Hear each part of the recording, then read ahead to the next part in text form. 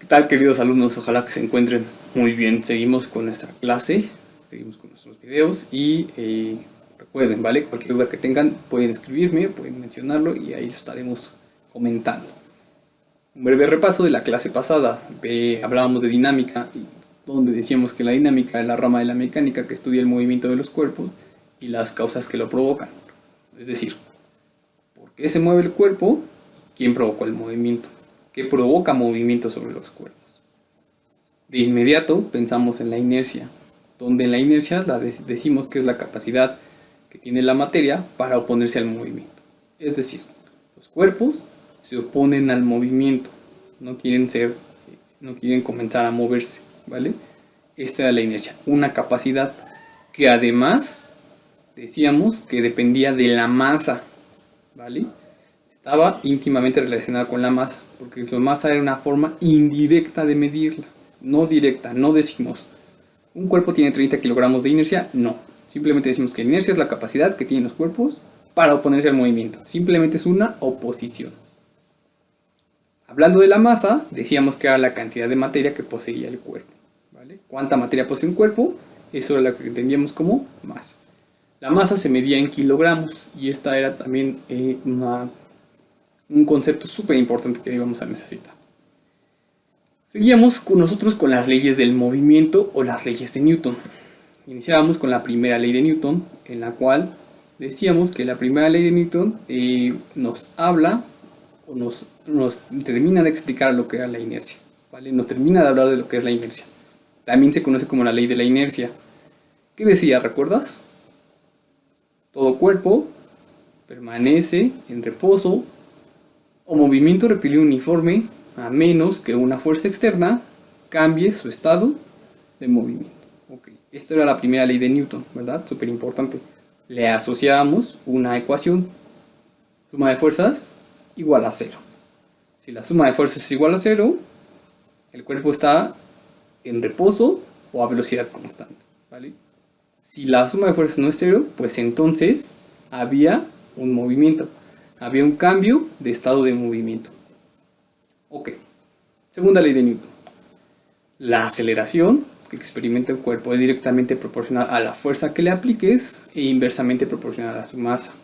Es decir, si quieres que un cuerpo se acelere, cuando le aplicas una fuerza, pues esta fuerza tiene que ser muy grande para que la aceleración sea grande. ¿Y cómo tiene que ser la masa para que la aceleración sea grande? Pues la masa tiene que ser pequeña, ¿vale? Tiene que ser pequeña porque es inversamente proporcional. Y así es lo opuesto, si quiero que la aceleración sea pequeña, pues la fuerza que sea pequeña y la masa, pues muy grande. Okay. Después pensábamos también en la tercera ley de Newton, ¿vale? La tercera ley de Newton decía que toda fuerza de acción le corresponde una fuerza de reacción de igual magnitud y dirección, pero en sentido opuesto. Estando yo de pie frente a ustedes, mi cuerpo tiene una fuerza de atracción hacia el centro de la Tierra. Esta fuerza de atracción va a aplicarse sobre el suelo. O sea, yo tengo un peso, este peso se aplica sobre el suelo, ¿vale? Yo no estoy cayendo, me estoy manteniendo en esta posición. Significa que se está aplicando una fuerza sobre mí. ¿Quién está aplicando una fuerza sobre mí? El suelo. Entonces ahí tenemos ya nuestra tercera ley. A toda fuerza de acción le corresponde una fuerza de reacción. Fuerza de acción, mi peso. Fuerza de reacción, la que está ejerciendo el suelo sobre mí. Igual magnitud, las dos tienen el mismo tamaño, porque si no, yo rompería el suelo al bajar. Me caería, rompería el suelo si mi fuerza fuera más grande. Si la fuerza del suelo fuera más grande, entonces yo rebotaría. Estaría brincando. No es así. Misma dirección porque se ejercen sobre la misma línea. Recuerda que la dirección es la línea imaginaria sobre la que actúan los vectores. Están sobre la misma línea, pero en sentidos opuestos, puesto que mi peso apunta hacia el suelo, hacia el centro de la Tierra, y la fuerza normal apunta hacia arriba. Okay. Estos serán mis ejemplos de tercera ley de Newton, ¿vale? Ok. Seguimos ahora entonces con la ley de gravitación universal. ¿De qué nos va a platicar la ley de gravitación universal? Bueno, cabe destacar que la ley de gravitación universal también es una contribución de Newton, ¿vale? Entonces esta es una ley de gravitación universal, es de Newton. La ley de gravitación universal nos dice que los cuerpos, por el simple hecho de tener masa, sienten una fuerza de atracción, ¿vale? Es una buena noticia para ti y la persona que te gusta, ¿verdad? Tienes masa, la persona que te gusta tiene masa, pues entonces hay una fuerza de atracción. Aquí empiezan los problemas porque pues generalmente son fuerzas muy pequeñas. Entonces, definición de la ley de gravitación universal, ¿vale? Es pregunta de examen. Entonces, mi definición sería: la fuerza de atracción que experimentan dos cuerpos es directamente proporcional al producto de sus masas. Aquí se están multiplicando las masas, e inversamente proporcional al cuadrado de la distancia que los separa. ¿Qué significa esto? Si las masas son muy grandes, la fuerza de atracción es muy grande. Si las masas son pequeñas, la fuerza es pequeña. Si la distancia entre los cuerpos es grande, la fuerza como es pequeña porque es inversamente proporcional. Si el bicho del denominador es muy grande, si el denominador es muy grande, la fracción como tal es pequeña, recuerda eso, ¿vale? Directamente o inversamente proporcional. La vez que nosotros empezamos a hablar de los prefijos e incluso de la notación científica, empezábamos también a mencionar una constante a la cual la llamábamos la constante gravitacional. La voy a escribir de este lado. 6.67 por 10 a la menos 11 newton metro cuadrado sobre kilogramo cuadrado. ¿Te la tienes que aprender de memoria? Sí. Sí te la tienes que aprender de memoria.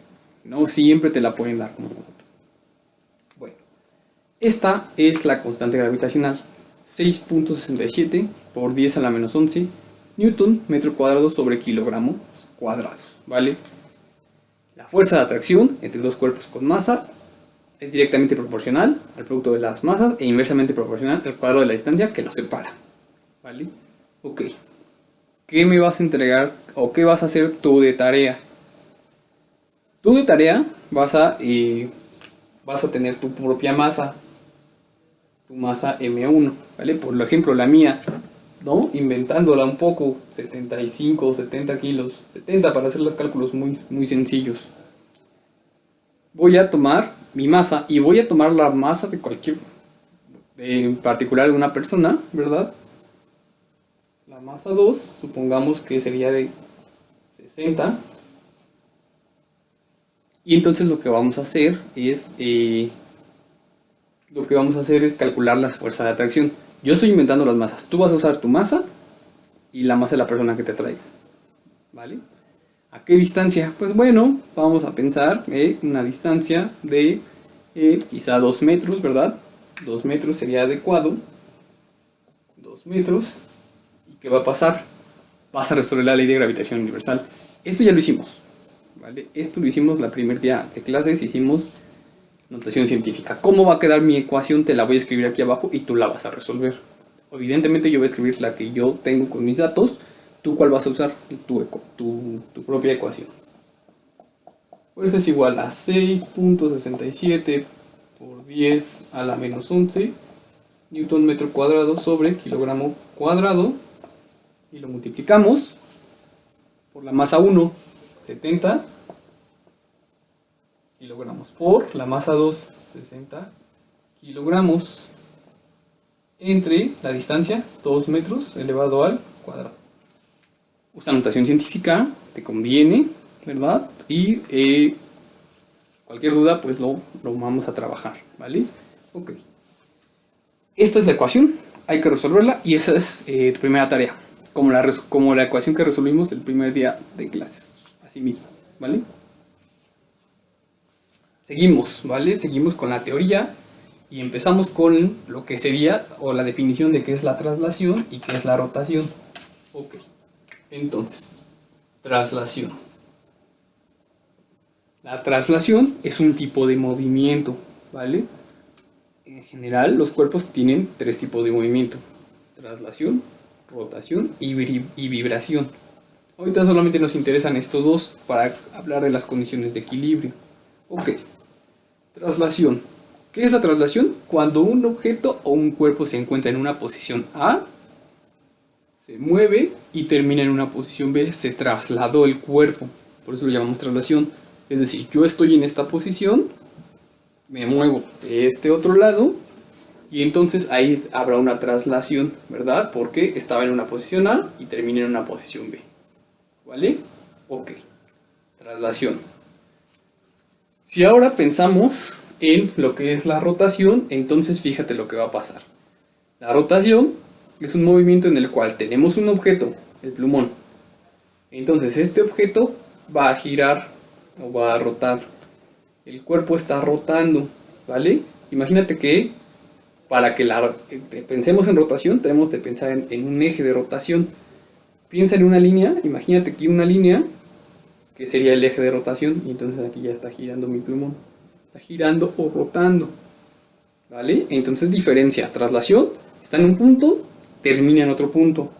Rotación, tienes un objeto, cuando gira, está rotando, eso es la rotación.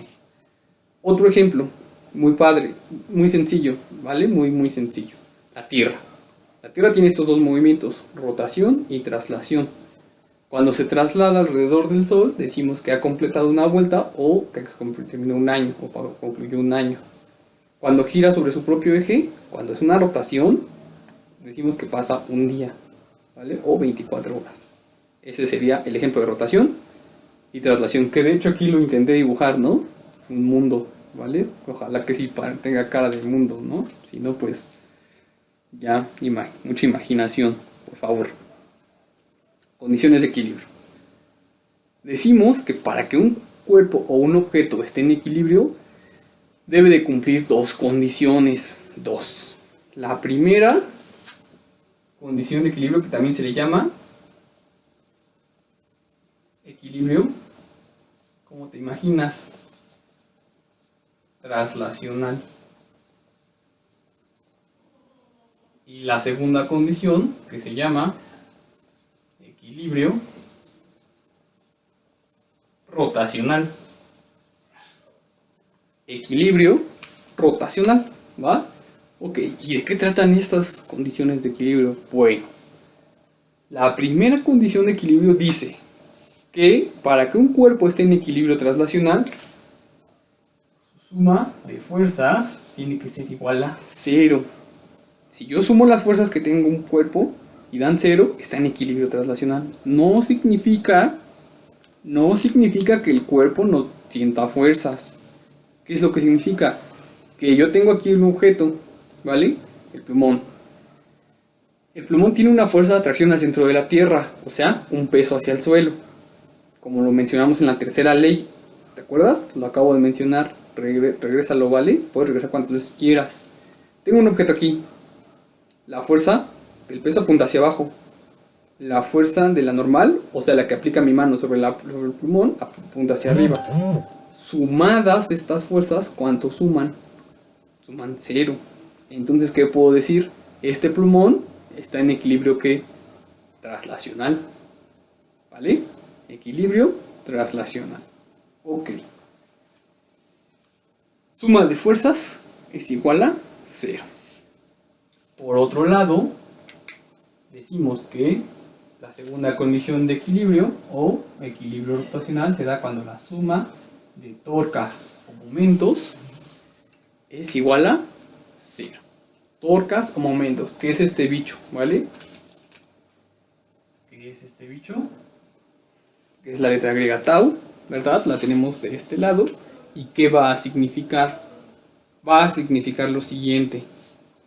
Tau es multiplicar R, una distancia, por F, donde R y F son, R es la distancia que hay de un punto a un cuerpo. Es decir, vamos a pensar en el plumón. Fíjate bien, yo voy a tomar de aquí el plumón, lo estoy fijando, de aquí ya no se va a mover. De aquí a este punto hay una distancia, es la que vamos a conocer como R. ¿A qué distancia está? A R. Pueden ser 5 centímetros, 2 centímetros, 10 centímetros, 1 metro, 20 metros, lo que sea. Es una distancia. Yo voy a aplicar una fuerza, no aquí en el eje de rotación, sino en este punto. Aplico una fuerza y ¿qué le pasa al objeto? ¿Es traslación o rotación? Rotación. aquí estaríamos pensando en una rotación, ¿verdad? Entonces, tau se le conoce como torca. Definición: ¿qué es la torca? La torca es la fuerza que le aplicas a un cuerpo para hacerlo rotar, ¿vale? Es el producto de la distancia que hay. ¿De dónde? Del eje de rotación, es decir, desde donde rota el cuerpo, hasta el lugar donde se aplica la fuerza. ¿Sí lo ves? Imagínate lo siguiente, ¿vale? Tienes tú un objeto, generalmente imagínate que esta se fuera tu puerta, un objeto así. Imagínate que el eje de rotación es aquí. Entonces cuando tú agarras la manija, aplicas torca porque ¿qué? Haces que rote el cuerpo. ¿Sí lo ves? La fuerza que le aplicas está aquí, en uno de los extremos, y el eje de rotación está aquí. Entonces, entre estos dos puntos, entre donde gira y el eje de rotación y donde se aplica la fuerza, aquí es donde tenemos la R, la distancia, y le aplicas una fuerza para que el cuerpo rote. Otro ejemplo: cuando abrimos puertas o ventanas, cuando abrimos un refresco, una botella, ¿vale? ¿Qué hacemos? Aplicamos fuerza a una distancia de donde sabemos que va a rotar el cuerpo, ¿vale? Entonces, súper importante. Tienes el cuerpo, le aplicas una fuerza para que rote, pero esta fuerza se aplica a una distancia donde tú vas a aplicar la fuerza.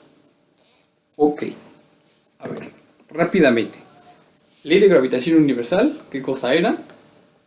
La fuerza de atracción entre los cuerpos con masa.